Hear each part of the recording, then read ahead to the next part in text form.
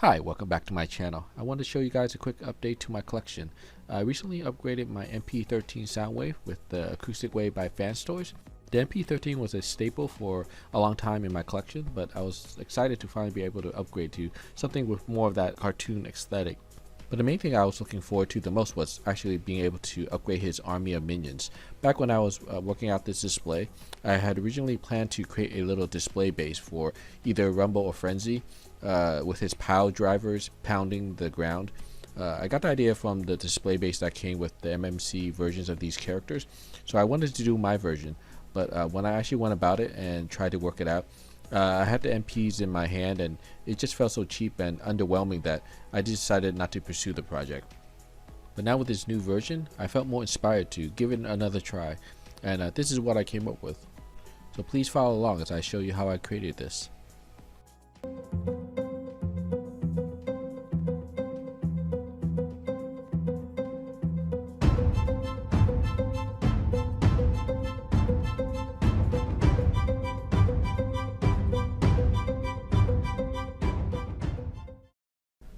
For this project, I'm using a bunch of scrap pieces of XPS foam that I've saved from previous projects.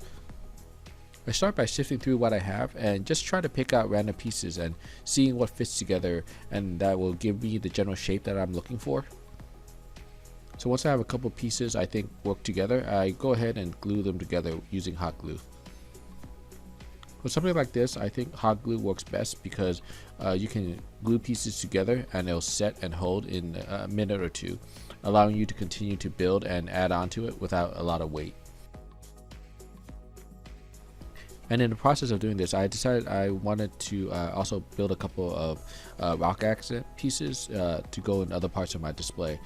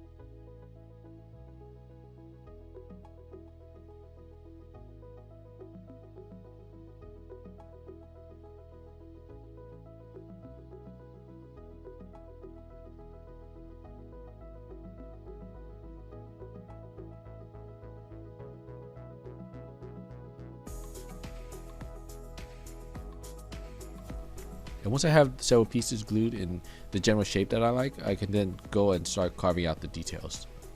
So I set those aside for now so I can work on my main base piece. And before I can get too far into my carving, I first wanted to indicate where the figure would go, and especially where the pile drivers would actually make contact with the base. Once I have that, then I can loosely indicate where the cracks in the rocks will go.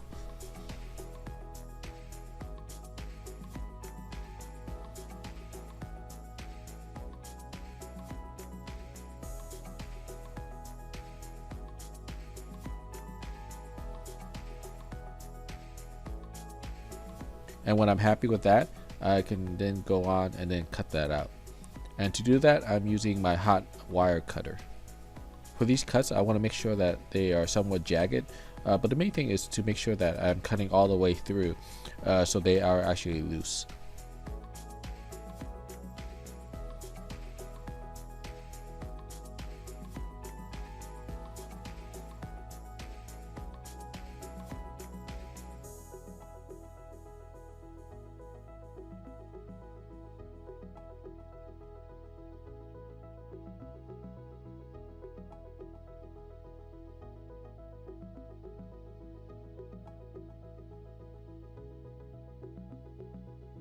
The plan after this is to take these loose pieces of foam and then actually glue them back on, but slightly staggered.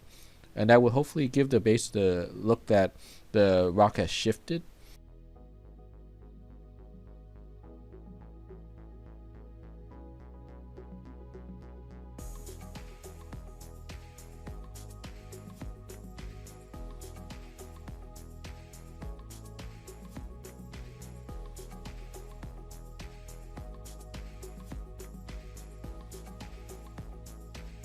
So once I have a couple of these pieces cut out, I rough up the edges a little and then sand the bottom of some of them just to give them a little variation in height.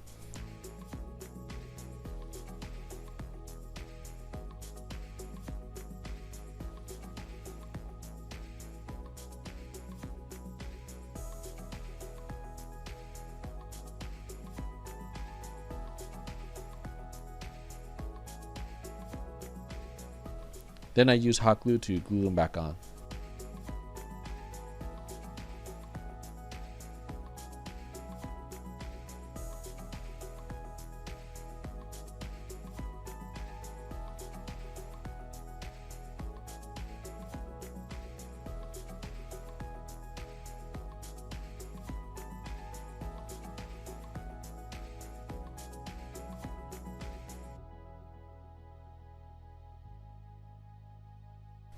And this is the look I end up with.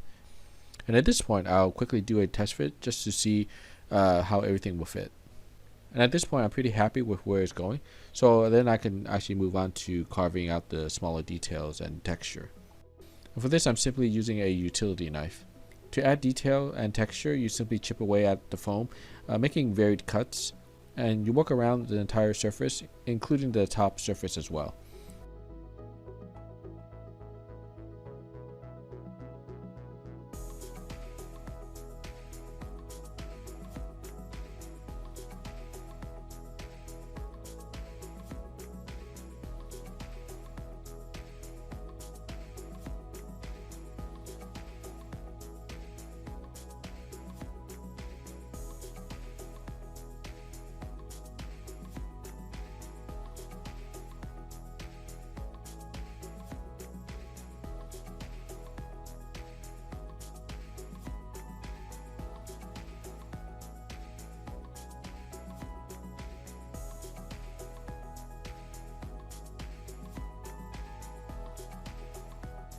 And once I'm pretty happy with the cuts I've made, I then go over with a rolled up ball of aluminum foil just to give it that extra bit of texture.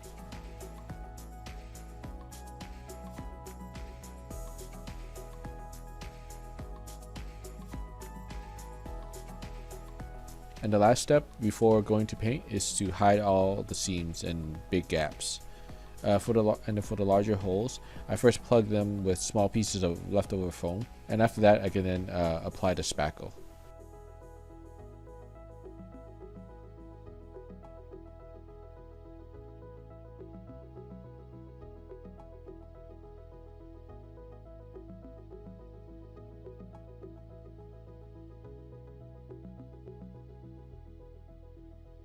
And here is a piece once the spackle has dried.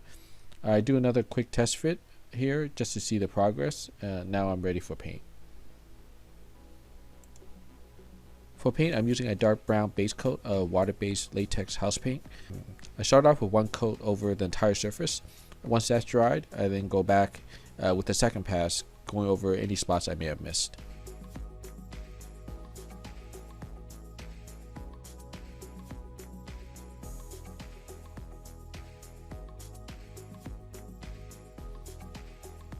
After that's dry, I go over it with a pass of light brown. And for the light brown, I want to make sure that I'm dry brushing this on, which basically means that I'm using a minimum amount of paint on my brush and then applying the paint very lightly across the surface.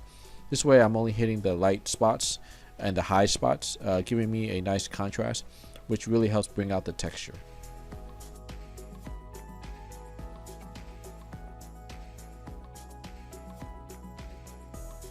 And when that's done, I finish this piece off with a light wash of browns and blues. This gives the rock just a little bit more variety, so the color does not look so uniform.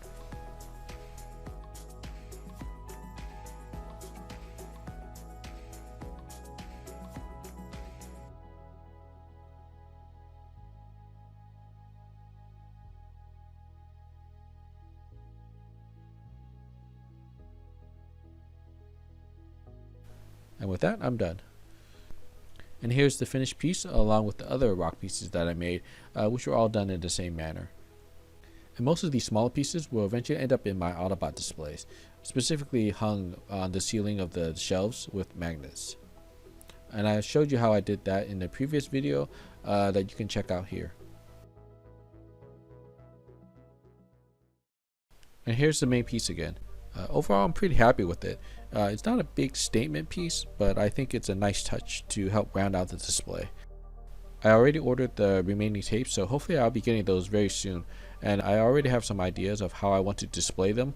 Hopefully once I have them in hand, I can play around and see what I can come up with. So please check back when I have that update for you guys.